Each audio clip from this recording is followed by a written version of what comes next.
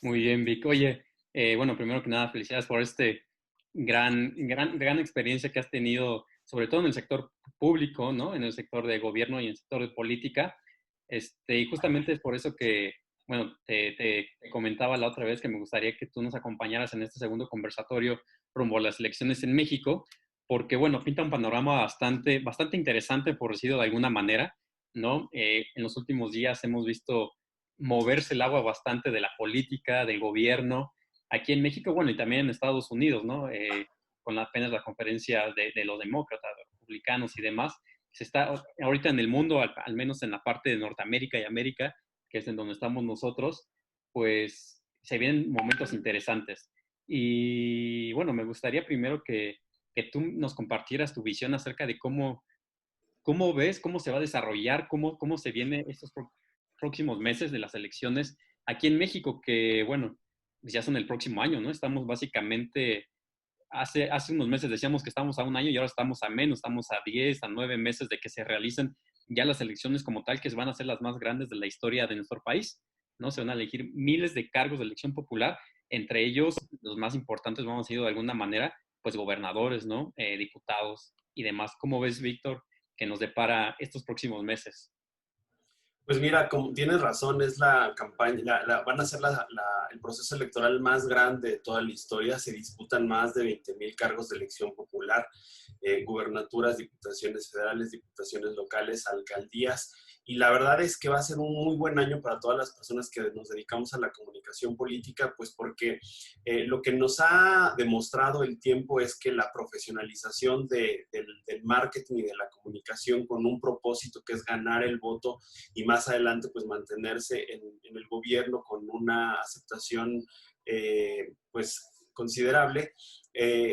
Con el tiempo nos hemos venido profesionalizando y el reto y el desafío pues va a ser en todos sentidos. El modelo de comunicación política en México, constitucional por cierto, es de los más estrictos a nivel internacional, uno de los más complejos también, y la verdad es que no basta con escribir bien, no basta con ser creativo en la parte de diseño o en la producción de materiales audiovisuales, sino que también es necesario un conocimiento del entramado político, del estado político, del sistema político nacional e incluso, pues, desde luego del tema jurídico, porque, pues, la ley es muy clara, que no conozcas la ley no significa que no eres responsable y el próximo año va a ser una de las elecciones más fiscalizadas. La competencia va a estar dura. En México ya sabemos quién hoy sigue teniendo la preferencia mayoritaria del electorado, pero también eso va a ser un importante reto creativo de narrativa, de propuesta para la oposición.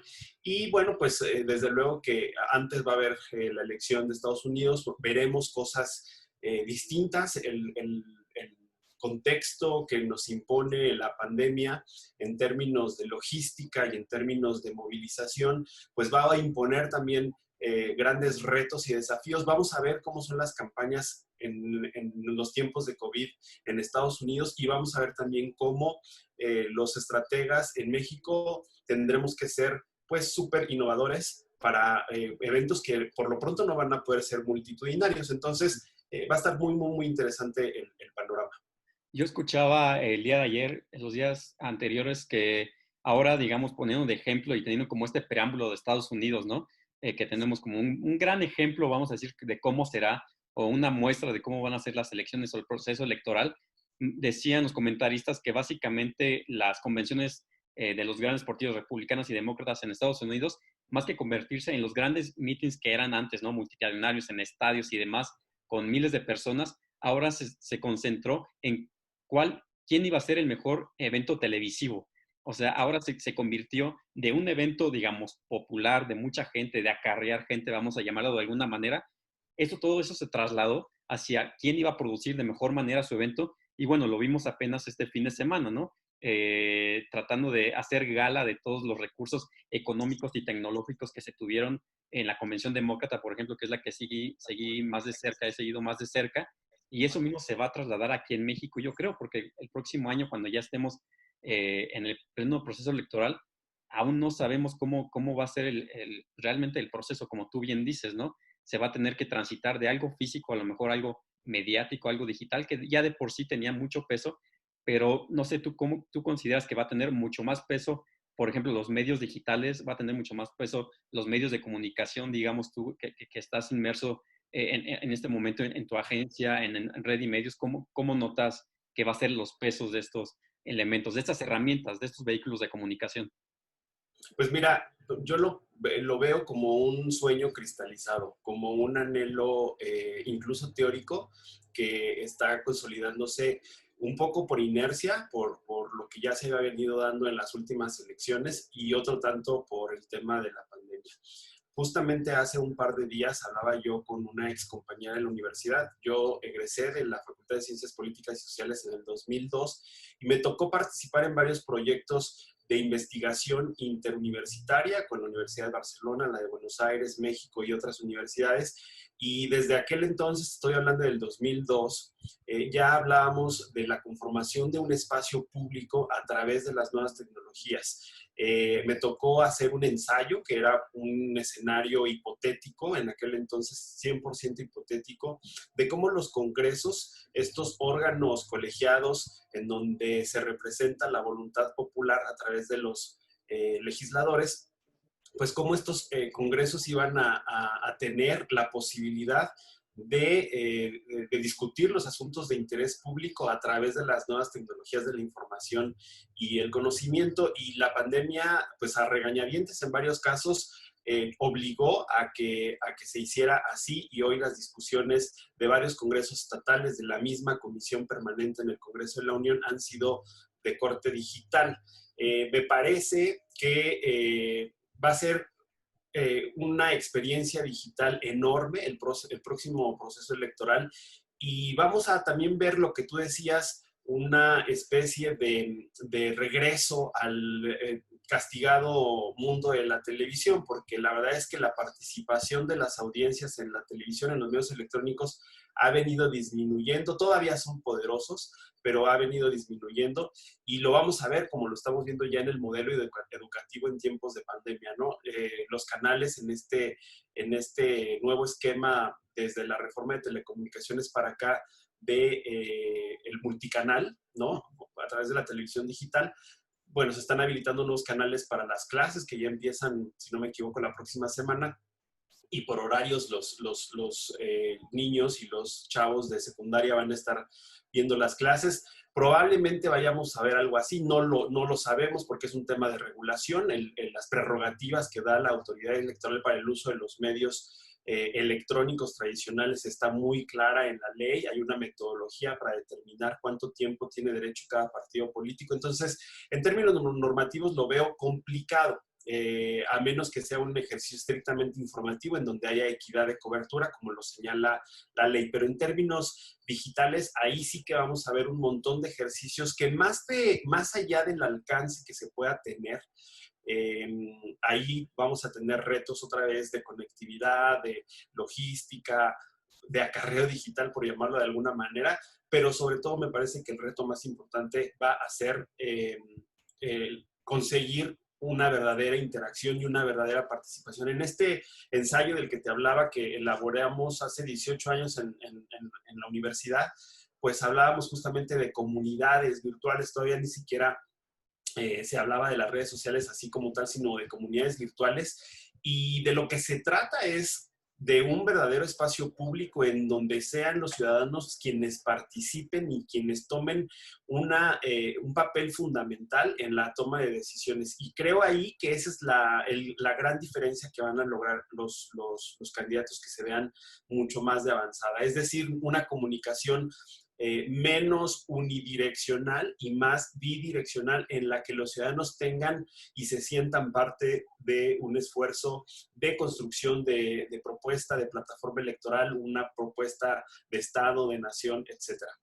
Que digamos que es lo que siempre se ha vendido, por ponerlo entre comillas, ¿no? A través de las redes sociales, que más allá de ser una comunicación unilateral, debe de ser una comunicación bilateral, donde efectivamente exista una escucha activa, ¿no?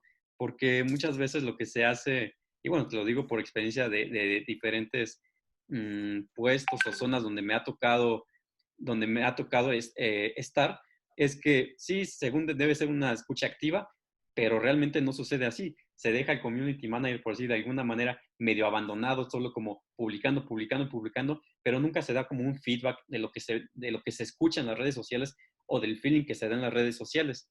Y aprovechando, ahorita que estamos entrando a esto, me gusta la dinámica que está proponiendo ahorita Juan Nadira, que es quien nos acompañó el primer conversatorio, que es de una vez empezar con las preguntas. Si los demás que nos están acompañando surgen preguntas de lo que estamos comentando, yo propondría, Vic, si te parece bien, que nos las vayan escribiendo en el chat, más allá de dejarlas hacia el final, para irlas también, digamos, retomando en la conversación de una vez, ¿no? Por ejemplo, lo que nos Claro. comenta Juan es que si crees que el exceso de información que hay ahorita en las plataformas digitales haya cambiado la forma de consumo del usuario. O sea, ahorita estamos, creo que, y sobre todo al principio de la pandemia, cuando todos estábamos en casa, el exceso de, no sé, como el spam de cursos, de promoción, de clases, de todo online, de mensajes, que realmente sí, yo creo que sí saturó un poco el mercado o la mente del consumidor. ¿Tú cómo crees que se va a desarrollar, digamos, de aquí en adelante?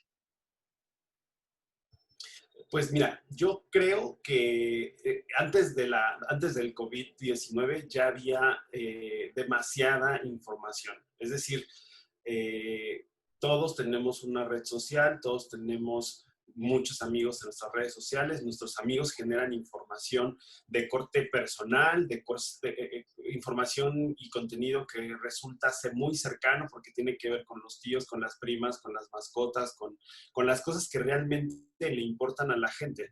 Y en ese mundo, antes de COVID, ya los políticos se veían un poco excluidos y se tenía que ser mucho, mucho, muy creativo e innovador para conseguir un poquito la atención de las audiencias digitales. Ahora con COVID todo el mundo tiene algo que decir y está bien, estamos viviendo pues este anhelo de teórico del que te hablaba, un nuevo espacio público a través de las tecnologías y ciertamente va a ser el reto, lograr esa atención. Sin embargo, insisto, esto ya venía y además las propias plataformas, por tratarse de empresas, de negocios, también es verdad que ya tenían configurados o reconfigurados sus algoritmos para privilegiar pues, en donde hay más inversión. Entonces, definitivamente va a ser una batalla fuerte. Los partidos políticos tienen que simplificar a lo más que se pueda. Los candidatos tienen que hacer mensajes súper directos, súper simples, que sobre todo atiendan ese metro cuadrado de la gente, porque de otra manera no va a ser posible.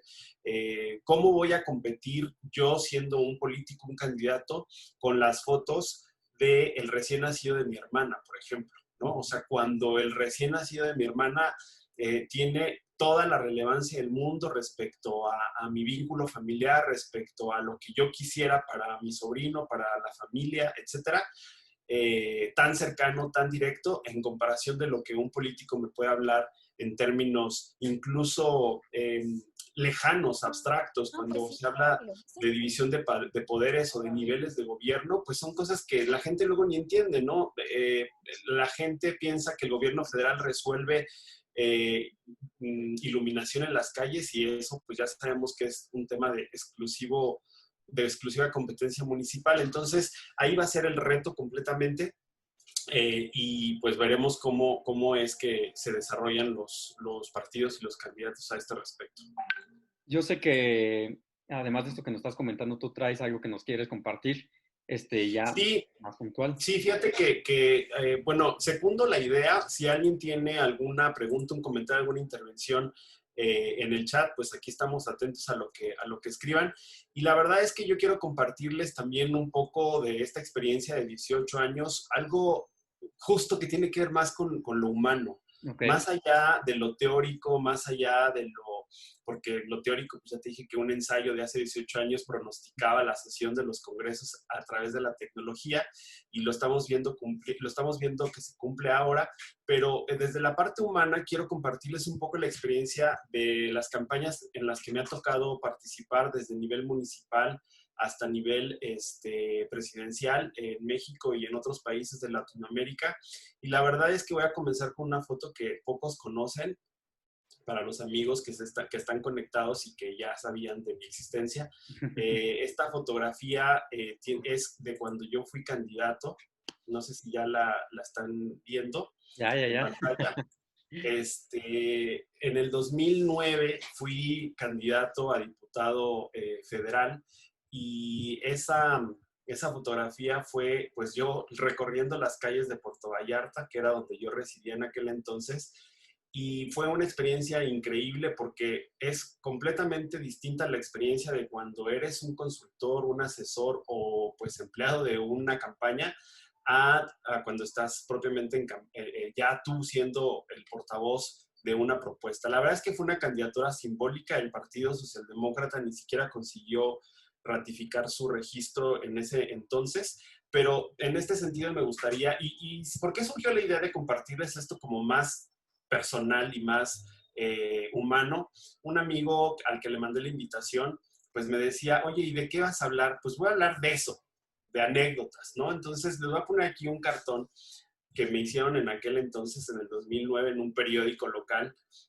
Una de las causas que traía el Partido Socialdemócrata pues era el matrimonio igualitario y la lucha contra la homofobia. Hoy en día es un tema, 11 años después, por el que todavía se lucha y el que todavía tiene grandes pendientes. Pero bueno, acá el cartón básicamente pues se mofaba de cómo un tema de esa índole se estaba promoviendo en un pueblo tan pequeño. En realidad es una ciudad, pero tiene todo el componente de pueblo, desde las tejas rojas y las paredes blancas en el pueblito de Puerto Vallarta, pues cómo ese tema iba a ser entendido, ¿no? Y entonces tenemos a un campesino, porque pues, hay una población rural bastante importante en el distrito que me tocó competir, Distrito 5 de Puerto Vallarta, que incluía más de 10 municipios, además de Puerto Vallarta. Entonces, pues mire, joven, creo que ya me vacunaron contra esa cosa, dice el cartón, burlándose un poco pues de los temas que traíamos en el partido que no necesariamente eran la necesidad, ¿no? Entonces, a partir de esta experiencia personal en varias campañas, me gustaría como esbozar 10 consejos que me dieron y que también aprendí a la buena de Dios. En primer lugar, compartirles este consejo que me dio un profesor en la universidad cuando estaba estudiando la licenciatura, y pues básicamente es no ser asesor espejo.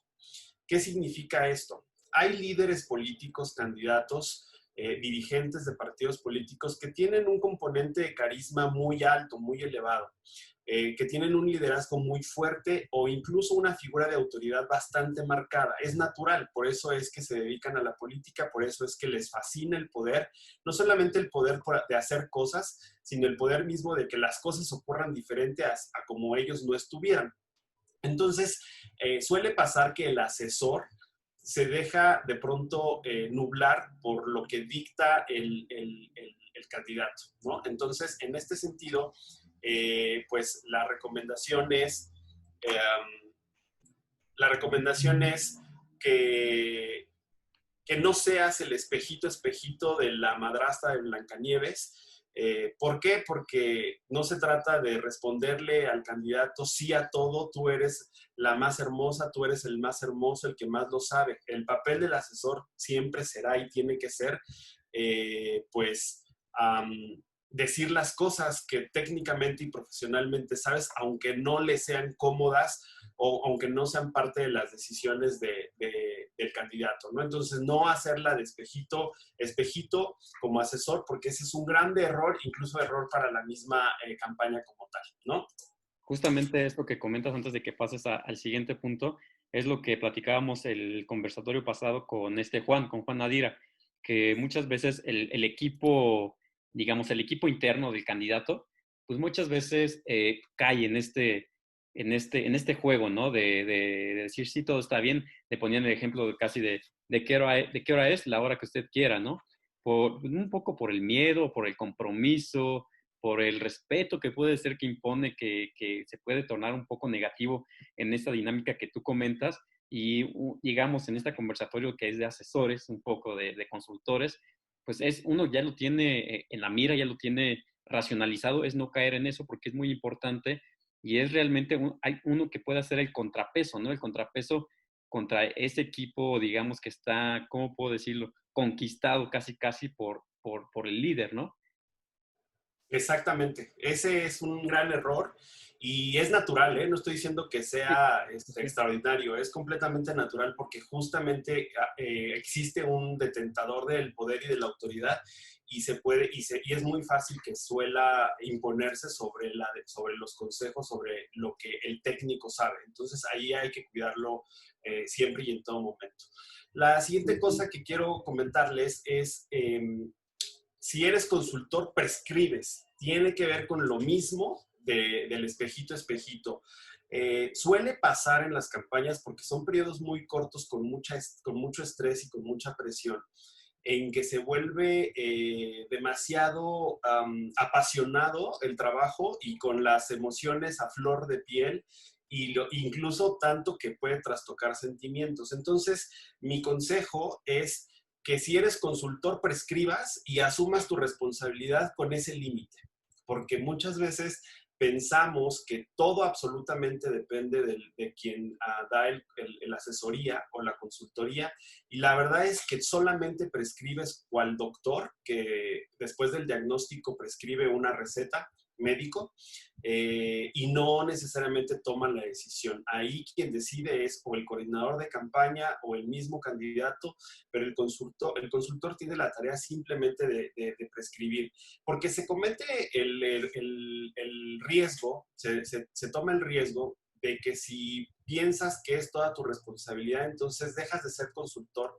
para volverte empleado. La imagen que vemos en pantalla es la de Gutierritos, una telenovela que no me tocó ver, pero que es muy famosa justamente por un personaje que era desdeñado todo el tiempo en su oficina, en su casa, y tenía el apodo justamente despectivo de Gutierritos porque terminaba haciendo lo que todo el mundo le decía en perjuicio de sí mismo. Entonces, cuando te olvidas de que tú prescribes en lugar de tomar decisiones o de ser responsable cuando eres consultor, insisto, te puedes convertir en un Gutierritos cualquiera y eso puede incluso afectar tu estado de ánimo, que es lo más importante. También parte de lo que voy a comentar más adelante es la salud mental de una persona que participa en una campaña es lo más importante, mucho más incluso que el triunfo. Es decir, no vale la pena comprometer tu salud mental por un objetivo que además es temporal, ¿no?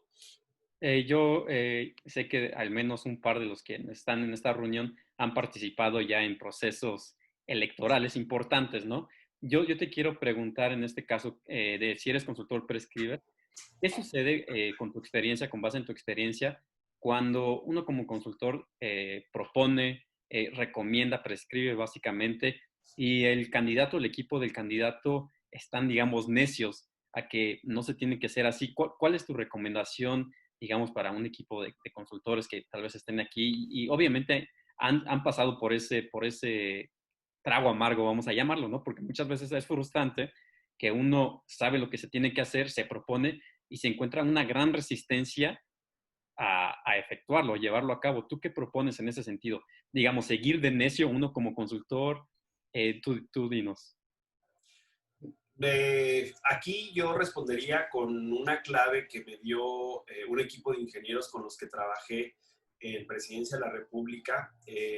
Al momento de tener toda la presión del día a día, de pronto en el proyecto que me tocó colaborar, pues esa exigencia, por así decirlo, trataba yo de transmitirla al equipo de ingenieros que tenían que hacer una plataforma en un proceso de digitalización.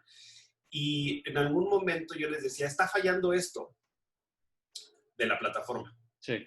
Y su respuesta era, ¿está en el sistema de seguimiento documentado? Y yo, ups, no, Ujú. sin evidencia no hay incidencia. Entonces, respondo tu pregunta con esa frase, sin evidencia no hay incidencia. ¿Qué quiere decir? Que ante la necedad del cliente, lo que te toca es evidenciar que tu propuesta es la mejor, documentar que tu propuesta es la mejor, presentar las pruebas, los números y además, hablando de digital, la verdad es que hoy todo es comprobable. Entonces, la única manera en que tú puedes comprobar que tu propuesta es la adecuada es evidenciar las pruebas de que así es. Si te quedas solamente en la receta, pero sin documentar los soportes y la argumentación de la misma, entonces estás cometiendo pues el mismo error del espejito, espejito, ¿no? Antes de pasar al siguiente punto, quiero leer un texto que me compartió precisamente un amigo que tú y yo conocemos, que es sobre la función del consultor en esta dinámica de la que estamos hablando, y voy a dar lectura. La función central del consultor político es diseñar la estrategia de campaña y asistir en todas las decisiones que se tomen en función al objetivo electoral, que es justamente lo que tú estabas comentando, Vic. En ese sentido, no es el director de la orquesta, sino el que escribe la partitura y eventualmente entrena a los músicos, es decir, al equipo del candidato en este caso. Puede asesorar en la correcta implementación de la campaña, de la estrategia, pero la ejecución corre por cuenta del comando de campaña. El consultor en comunicación política no es un diseñador de políticos, sino quien estudia el campo para lograr los puntos de conexión entre el candidato y el electorado. Y creo que esto es precisamente lo que tú nos comentabas ahorita, ¿no? O sea, el consultor tiene esa obligación de escribir de cómo se va a mover el panorama, de tenerlo claro en la mente y también en papel para compartirlo con el equipo y vigilar que así se haga, ¿no? Básicamente ya al final quedan las manos del equipo de campaña como tal, ¿no? En la figura del consultor de campaña. Es correcto, por eso estoy poniendo el condicional. Si eres consultor, si Exactamente. eres candidato, otra historia es. Si eres coordinador de campaña, otra historia es, etcétera, etcétera, ¿no? Entonces, por eso es que lo puse con el condicional. Tercer consejo, mantente hidratado. No como aparece la imagen, no ese tipo de hidratación, porque además en realidad eso te deshidrata. No, fíjate que este consejo me lo dio un importante consultor que trabaja, que documenta, por ejemplo, las falacias y las mentiras en las mañaneras Ok. actualmente. Para decir, para decirlo de otra forma, pues afirmaciones que no se pueden verificar. Sí, sí. Y fue en el contexto del debate presidencial del 2012. La verdad es que, insisto, son días de mucho estrés, de mucha presión, de pocas horas de sueño, de comer mal, de tener una exigencia, pues, más allá de lo que normalmente tu cuerpo soporta. Te acostumbras, también hay que decirlo. Pero estábamos en el primer debate presidencial del 2012, con todo el trabajo ya preparado para documentar cada uno de los dichos, para argumentar cada una de las propuestas, para incluso contraargumentar alguna de las acusaciones en tiempo real como equipo digital en aquel entonces. Y el consultor nos dijo, por sobre todas las cosas, concéntrense, pero más importante aún es mantenerse hidratado.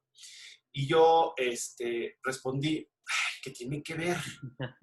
Y pues dije, bueno, no está de más, vamos a hacerle caso. Y más allá de que de pronto había necesidad de ir al baño más veces de lo normal, lo cierto es que tu cerebro funciona mejor. Lo cierto es que por alguna razón disminuye tu presión arterial, disminuye tu ritmo cardíaco, es decir, mantenerse, y por cierto lo voy a hacer en este momento, No, sí, sin duda tiene gran beneficio. mantenerse hidratado es un consejo que parece trivial, pero me tocó reproducir el consejo para otros equipos en los que he participado y la gente comprueba que efectivamente hace la diferencia. Sí se nota la diferencia. Entonces, parece trivial, pero pues no quería dejar de pasar este consejo. Tú sabes que yo soy un convencido del bienestar físico y que sí, verdaderamente hace la diferencia, creo yo. Exactamente. Ahora, este que viene me parece súper, súper, súper importante. Y porque se suelen cometer errores cuando no lo tienes lo suficientemente claro y me ha pasado. En campaña, nada es personal y todo es temporal. Eh, si no lo tienes claro, ¿qué puede pasar? Puede pasar que vas a perder amigos, puede pasar que de pronto te vas a ver afectado en tu salud mental, puede pasar, a ver, los intereses de las personas cambian cada 3 años, hablando de política. Sí. Por eso es que está el famoso dicho de, no, si no te quieres pelear, no hables de política, no hables de religión y no hables de deportes. Bueno, pues aplica exactamente lo mismo. Si te dedicas a la política, si te dedicas a las campañas, nada es absolutamente personal. En el momento en el que lo asumes personal, vas a dejar querencias en el camino, vas a dejar amistades. Me pasó, esto lo aprendí a la mala. Justamente cuando fui candidato en el 2009, candidato a diputado federal, me tomé personal muchas cosas. Y la verdad es que todo mundo tiene intereses muy específicos. Los medios de comunicación tienen intereses, obviamente los contendientes tienen intereses, los integrantes de tu equipo tienen intereses y todos son legítimos. Es verdad que en una campaña la pasión aflora, las emociones están, como yo lo decía al principio, a flor de piel. Y si te vuelves presa de eso, lo vas a pasar muy mal. Entonces, hay dos cosas que tienes que considerar. Uno es que no vale la pena nunca perder una amistad por una campaña. No vale la pena nunca pelearse con nadie por una campaña. Es trabajo y hay que saber distinguir perfectamente los límites del profesionalismo y lo que se espera en un trabajo profesional. Me refiero concretamente pues, a los resultados, pero nada más. Ni siquiera, porque de pronto puedes tener enfrente a alguien que por la presión del día, por el debate, por el evento de campaña, etcétera, pudiera de pronto, pues, gritar, ¿no? Se da mucho.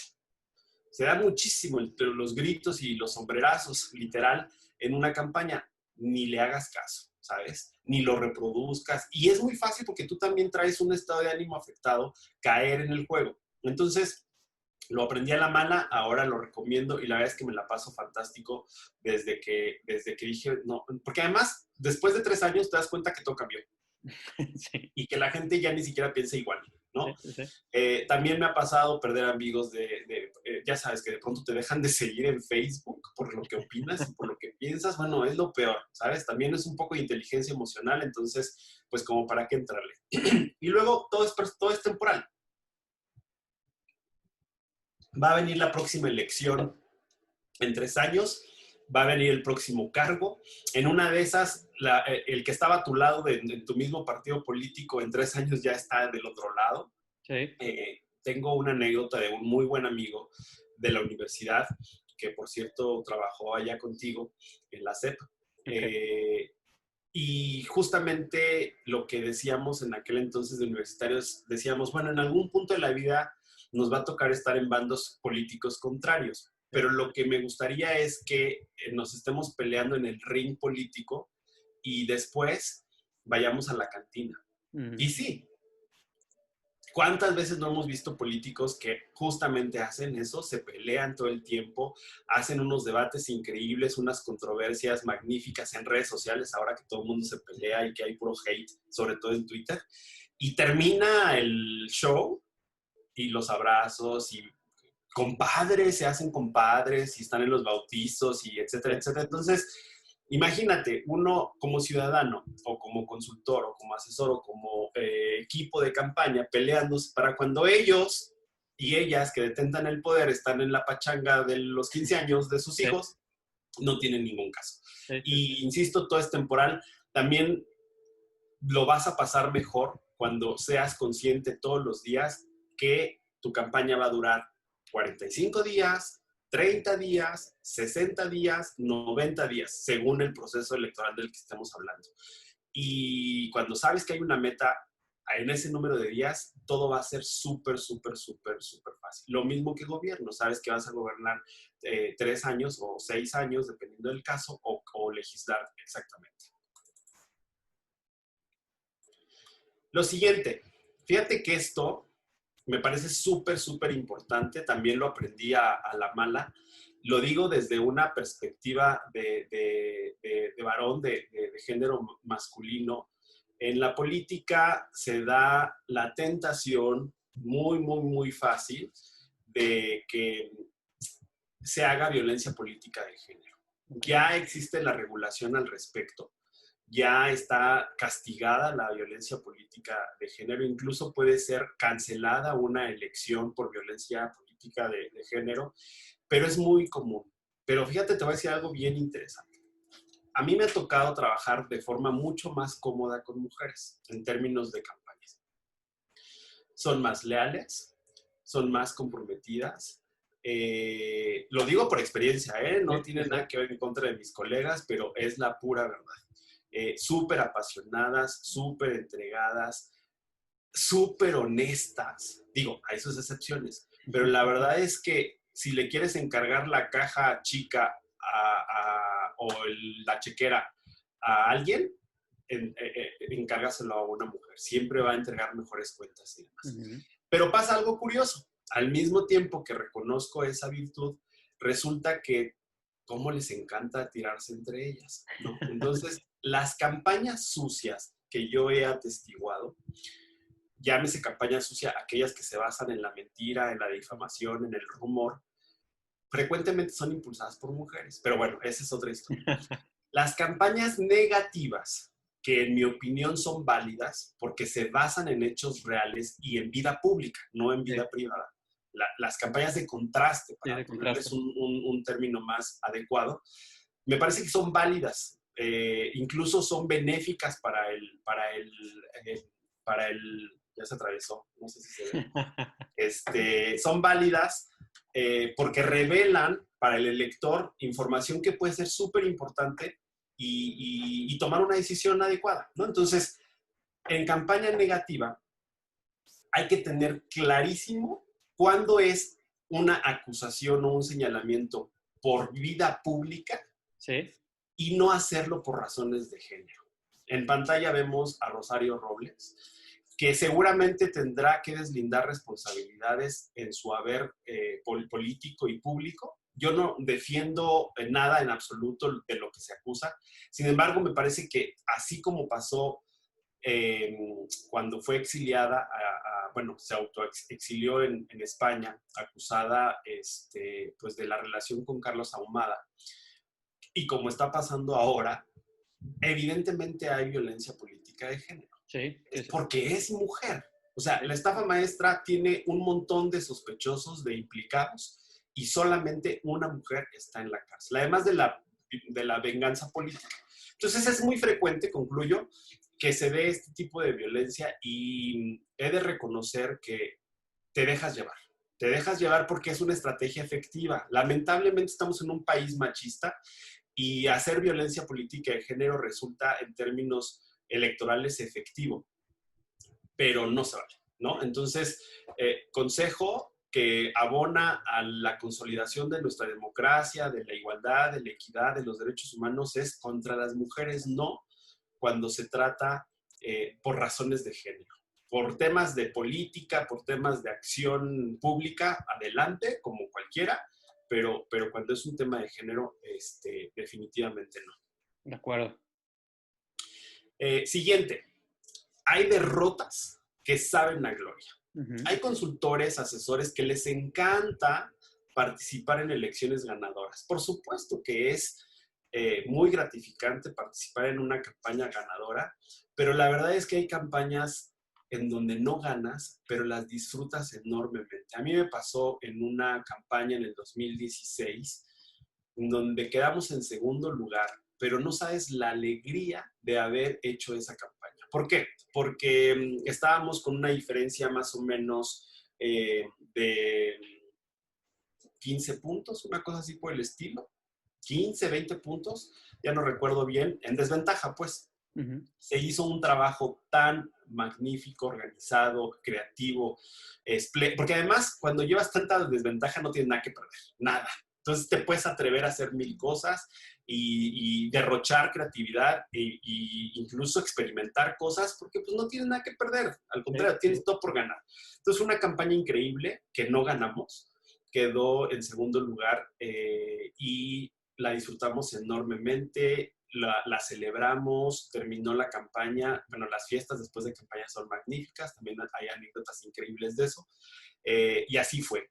Y también, por otro lado, hay campañas ganadoras en donde no te inunda la alegría, incluso ni siquiera te sientes orgulloso de haber participado en esa campaña. Suele pasar, ahí hay que tomar las mejores decisiones siempre, hay que tener el ojo alerta, pero si se trata de disfrutar, que no sea la encuesta un una razón para no participar en una campaña porque estás en desventaja. Hay derrotas que saben a gloria. Eso para mí lo tengo clarísimo y por eso es que me ha tocado participar desde campañas en las que hemos perdido el registro de partido político hasta campañas con 40 puntos de ventaja. Imagínate ganar una campaña con 40 puntos de ventaja. Increíble, ¿no? Que también ya me pasó en el Estado de México. Entonces, no hay derrotas que no sepan bien. Oye, Vic, justo me está llegando una pregunta. Dice, al Sí, dedicarse a la comunicación política, ¿se puede trabajar con cualquier partido? Es decir, uno puede trabajar un día con Morena y luego con el PAN, sin importar con la ideología, o se pierde credibilidad. esa es una decisión 100% personal. De hecho, fíjate que tiene que ver un poco con el siguiente punto. El siguiente punto es, lo principal de la buena vida es la amistad sincera. Es una frase de Fernando Savater, quien escribió Política para Amador, que todos leímos en la secundaria o en la prepa, y Ética para Amador, que todos, bueno, más bien que mi generación leyó en la prepa o en la secundaria, y tiene que ver con lo que nos preguntan. Siempre va a ser una decisión estrictamente personal y de ética o de moral, también se vale el componente de moral, sobre con quién trabajar y con quién no, y sobre qué trabajar, porque hay quienes se dedican exclusivamente, por ejemplo, a hacer campañas de contraste o Ujú. campañas sucias también. Hay especialistas en campañas sucias. La verdad es que las campañas de contraste son divertidísimas, divertidísimas. Las negativas no son mi hit porque son súper emocionales y se basan, como ya lo dije, en la mentira, en la difamación, en el rumor, en la vida privada de las personas. Me parece que eso no se vale. Pero en una campaña negativa de contraste creo que es bien fácil hacerlo porque es muy divertido. Y hay quien se dedica solamente a hacer eso, ¿no? Ujú. Y se vale. Cada quien toma sus consideraciones propias y de esa manera pues va a tomar la decisión. Y en términos ideológicos igual, hay gente que se dedica solamente a trabajar con partidos de derecha, hay quienes se dedican solamente a trabajar con partidos de izquierda y a otros que van saltando. Insisto, es legítimo, es válido. A final de cuentas, el método es exacto, la receta, por así decirlo, es muy parecida para con uno con otro, simplemente lo que cambia es pues, la propuesta y el marco ideológico. ¿Por qué hablaba yo de Sabater? Porque tiene que ver con la ética. Tiene que ver con justamente un amigo, cuando puse la invitación en Facebook a este conversatorio, me decía, oye, pero no, como la escena del flyer es un atentado contra Julio César Sí, entonces, en el Senado, todos saben sí. de esa historia, ¿no? O sea, cuando la República cae en Roma para regresar a un imperio, um, él hablaba de no llegar a esa acepción de la política un poco maquiavélica, un poco el fin justifica los medios, en fin. Entonces, hablando desde una visión más platónica de la política, ya me estoy poniendo teórico, entonces no lo voy a hacer. Eh, en mi opinión, y como consejo del que siempre he estado comprometido, es actuar con ética. ¿Y cómo funciona la ética? La ética, para empezar, es universal, a diferencia de la moral. Y tiene que ver con saber perfectamente que cada decisión que tomas, una, tiene consecuencias. Dos, que eres responsable de esas acciones. Y tres, que la motivación de esa decisión que tomes siempre se base en esta premisa que señala Sabater, la amistad sincera. La verdad es que todo aquello que no privilegie la amistad sincera, Juan, que está conectado, creo que me va a decir que soy un hippie por esto, pero la verdad es que no vale la pena. No vale la pena porque otra vez comprometes tu salud mental, comprometes tus emociones, comprometes tu reputación, Sí. ¿no? Cuando tienes un actuar ético, tu reputación siempre va a estar intacta. Entonces, ¿cómo tomar una decisión ética? Primero, asúmete libre. ¿Qué significa eso? Que no tienes que seguir órdenes de nadie ni caprichos de nadie. Que tú eres libre de renunciar a una campaña, incluso si no estás de acuerdo con lo que se te está pidiendo, ¿no? Porque, pues digo, aunque vendas pepitas debajo de un puente. No necesariamente la remuneración tiene que ser el incentivo principal. Entonces, tienes siempre la decisión mejor dicho, el poder de decisión. Siempre, siempre. Asúmete libre. Después, reflexiona sobre las consecuencias de la decisión que vas a tomar. No se queda encapsulado el presente. Siempre va a haber un futuro y tus decisiones van a tener un impacto en el futuro. 3, lo más importante, fuerza de voluntad para mantenerte en la decisión. Es bien difícil cuando tomas una decisión complicada mantenerte en ella porque tiene opositores, porque hay quien te va a decir estás tomando una decisión incorrecta, porque hay alguien que te va a decir el fin justifica los medios, en fin. Okay. Entonces, fuerza de voluntad para mantenerte en esa decisión. Y 4, asume la responsabilidad, no la culpa, sino la responsabilidad de la decisión que tomaste, para bien o para mal. Y si tienes siempre en la mira que cualquier decisión para una buena vida es la amistad sincera, va a ser súper sencillo tomar esa decisión. Si tú te hallas en una encrucijada como la que vemos en pantalla, correcto, malo, bueno, deber, prohibido, corrupto, vas a salir de la encrucijada mucho más fácil cuando pienses que la consecuencia final de tu decisión es una amistad sincera. Uh-huh. Va a ser súper, súper, súper, súper, súper fácil tomar esa decisión. 8, para ir acortando ya el tiempo. No hay campaña pequeña. Tiene que ver con lo mismo de que las derrotas saben a gloria. Hay campañas como estas 3 que fueron presidenciales que son históricas. Uh-huh. O sea, Cuadri al final recibió menos del 3% de los votos. Patricia Mercado y Gilberto Rincón Gallardo, no recuerdo, pero al menos Gilberto perdió el registro del partido, es decir, que no consiguió lo mínimo. México Posible se llamaba su partido en el 2000. Cuadri logró el registro para Nueva Alianza y Patricia Mercado, que fue en el 2006, también consiguió el número suficiente de votos para mantener el registro del Partido Socialdemócrata Alternativa Campesina, algo así se llamaba, el papá del PSD, pues. Y la verdad es que fueron campañas paradigmáticas. El humor ácido de Cuadri, la batalla que dio en los debates en contra de Andrés Manuel, porque pues, él ha sido anti-AMLO desde entonces y lo sigue siendo ahora. Las propuestas progresistas de Gilberto Rincón Gallardo, de verdadera izquierda, que luego se tradujo en la conformación de una institución que fue el CONAPRED en el 2002.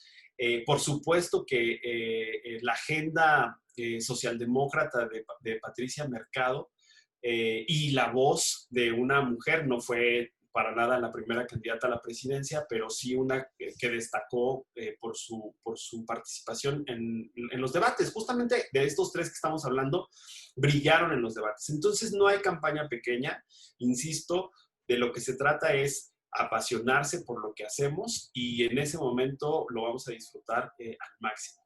Yo la verdad es que cuando decidí estudiar comunicación política fue precisamente en el 97. Yo creo que algunos que están conectados, bueno, pues ni siquiera habían ido a la secundaria todavía, o a la primaria creo que tampoco. Entonces, recuerdo que esa decisión la tomé en el verano del 97 y fue la mejor decisión que tomé en mi vida porque cuando haces las cosas con pasión, con amor, con compromiso y con un proceder ético como el que estaba yo hablando, al final, después de 20 años, en septiembre cumplo 20 años de carrera profesional, la verdad es que uno se vuelve pleno, feliz, no hay manera de no sentirse de esa manera, ¿no? De sentirse feliz. Vámonos con el 9 porque ya nos falta poquito tiempo. La política tiene 3 acepciones. Una que es ética, otra que es pragmática y otra que es estética. La pragmática es, su máximo exponente es Maquiavelo, el fin justifica los medios y de ahí vamos a encontrar teóricos como Hobbes, el lobo es el lobo del hombre, que le da al Estado pues todo el poder. En fin, el uso legítimo de la violencia, en su acepción pragmática, ¿no? De lo que es política. En su acepción estética, la verdad es que es una mezcla de lo pragmático con lo ideal. En fin, también como muy abstracta, como muy lejano en lo que es en realidad. Pero la versión ética de la política o platónica, que tiene que ver con lo mismo, el amor platónico, se piensa que es imposible el amor platónico. Y en la política platónica para algunos es imposible también, pero la verdad es que mi consejo y lo que yo he aprendido a lo largo de estos años es que por sobre todas las cosas en nuestro actuar pensemos en que la política es la búsqueda del bien común y que de esa manera se consigue la felicidad individual y la felicidad colectiva. Mi consejo es, en este sentido, participar en aquellos procesos, y a lo mejor va relacionado con la pregunta que nos hicieron, participar en aquellos proyectos y en aquellas campañas que sabes que van a tener una repercusión positiva en el colectivo. Que sabes que aunque el PSD perdió el registro en el 2009, se habló de despenalización del aborto, mejor dicho, el derecho a decidir de las mujeres. Se habló de la despenalización de las drogas, no de la legalización, pero sí de la despenalización. Se habló de derechos iguales para todas las personas en el tema de diversidad y de matrimonio igualitario. Hace 11 años que se hablaba de eso. Entonces, claro que vale la pena participar en esos proyectos porque sientan un precedente, porque dejan algo positivo para la colectividad, para la sociedad, y tiene que ver con esto del bien común. Y ya por último, mantén la calma, la paciencia y el buen humor. Acá estábamos en un miércoles en Veracruz, fin de campaña. Ustedes saben que los miércoles en México terminan las campañas, luego viene la veda de 3 días, jueves, viernes, sábado, y luego viene el día de la elección, el domingo. Pues acá era miércoles, después de una campaña intensísima, la que perdimos, la que quedamos en segundo lugar. Habíamos pasado 3 horas en terracería para llegar al lugar, y cansados, desvelados, con malas comidas, etcétera, pues no perder el buen ánimo, el humor, la calma, la tranquilidad, porque la verdad es que si algo me quedo yo con las campañas en las que me ha tocado participar, es las grandes amistades que se hacen en campaña. Vives con la gente, duermes con la gente. Me ha tocado vivir en casas Big Brother, en donde están un montón de personas que participan en la campaña y te tienes que chutar los humores, las manías, etcétera, de las personas, pero al final de cuentas, si no logras tener esa serenidad y esa paciencia y esa alegría por vivir y por disfrutar tu trabajo, ni te dediques a esto. Esos son mis 10 consejos, queridos amigos, querido Moy. Y pues yo estoy encantado. Ya les estaremos avisando, yo les estaré avisando también de cosas que son más teóricas, que tienen que ver con la técnica, que tienen que ver con las herramientas. El próximo viernes participo en un diplomado de la UNAM, también hablando ahora sí de cosas más teóricas. Pero justo a propósito de la invitación y de los comentarios que recibí, quise que esto fuera un tema mucho más humano, mucho más personal, y yo decirles que este año cumplo 20 años de ejercicio profesional, pleno, feliz y contento además de compartir esto poco que he aprendido a lo largo de esta trayectoria.